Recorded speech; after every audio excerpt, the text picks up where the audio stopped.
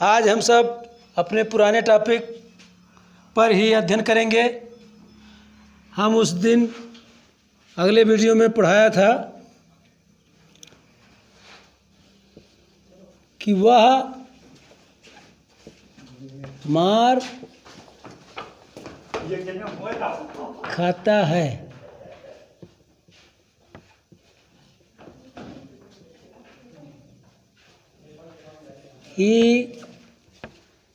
वह मार खाता है। तो हमने बताया था कि अगर हमारा जो सब्जेक्ट है अगर नॉन डूअर है तो अनुवाद पैसिव में बनाया जाएगा। तो यहाँ पर इसका अनुवाद पैसिव में बनेगा ही इज बिटेन। दूसरा, तुम्हें पढ़ाया जाता है। अब यहाँ पढ़ाने वाला कोई दूसरा है, हमारा कर्ता डूअर नहीं है, नॉन डूअर है, इसलिए you are read. You are red.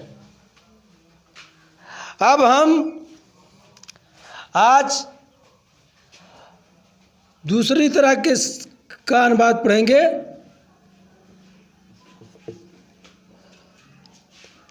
वह खाना खाता, वह खाना खाता रहता है, वह खाना खाता ही रहता है, वह खाना खाता ही रहता है, वह पढ़ता ही रहता है।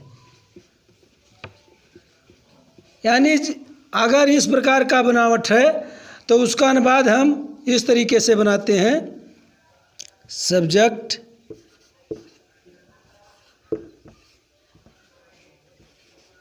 Plus do oblique does, nothing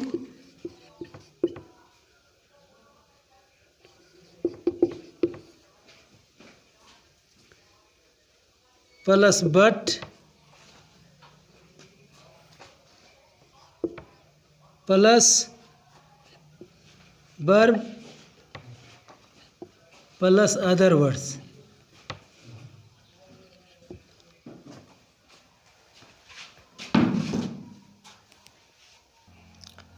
तो देखिए, अगर हमारा हिंदी बनावट ऐसा है वह खाना खाता ही रहता है, तो इंग्लिश में हम अनुवाद बनाते समय पहले सब्जेक्ट लिखेंगे, उसके बाद कर्ता अनुसार डू या डज लगाएंगे, उसके बाद नथिंग लगाएंगे, उसके बाद बट लिखेंगे, फिर वर्ब लिखेंगे, फिर अदर वर्ड लिखेंगे।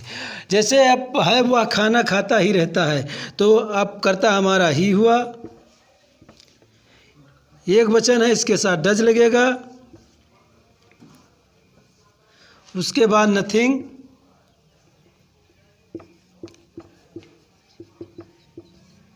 उसके बाद बट, फिर verb, he does nothing but eat, verb हमारा ईट। अब देख, वर्ब हमारा ईट हो गया। अब अदर वर्ड है खाना यानी भोजन, ईट फूड। यानी इस तरीके से अगर वह खाना खाता ही रहता है तो हम अनुवाद बनाएंगे he does nothing but eat food. इसका मतलब है कि वह खाना खाने के सिवाय कोई दूसरा काम नहीं करता है। यानी खाना खाने के सिवाय कोई दूसरा काम नहीं करता है। ऐसे हम देखें, वह पढ़ता ही रहता है, वह पढ़ता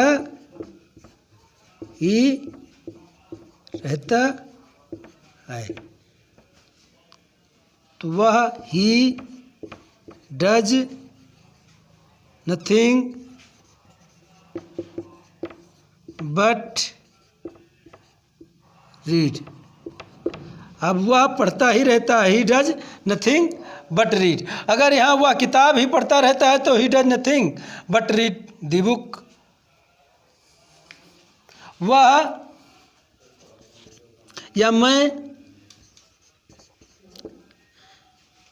गाता ही रहता हूँ तो I do nothing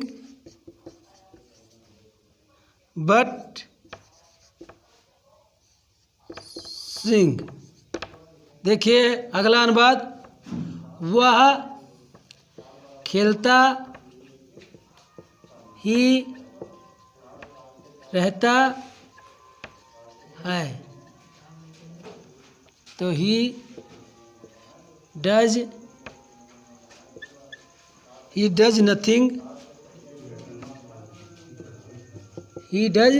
nothing but play. He does nothing but play। पांचवा, वह गाती ही रहती है, वह गाती ही रहती है तो she does nothing but sing।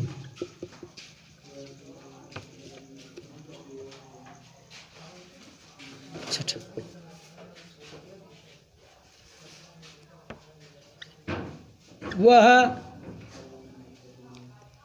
वह पत्र लिखती ही रहती है, वह पत्र लिखती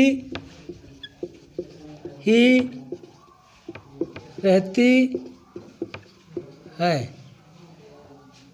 तो she does nothing but write a letter। तो देखिए इस ऐसे वाक्यों से भाव होता है कि वह अपना काम करती ही रहती है, जैसे वह पत्र लिखती ही रहती है।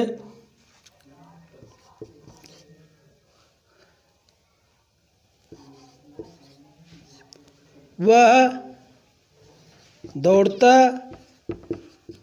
ही रहता है, he does nothing but run। तुम सोते ही रहते हो, you do nothing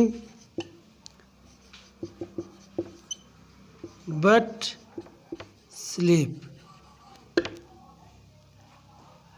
इस प्रकार के वाक्यों में डू डज का प्रयोग होता है, नथिंग का प्रयोग होता है, फिर बट लगता है, फिर वर्ब का प्रयोग होता है। इस प्रकार ऐसे वाक्यों का अनुवाद इसी तरीके से बनाते हैं। अब हम अगला नियम अगले वीडियो में बताएंगे। जय हिंद, जय भारत, वंदे मातरम।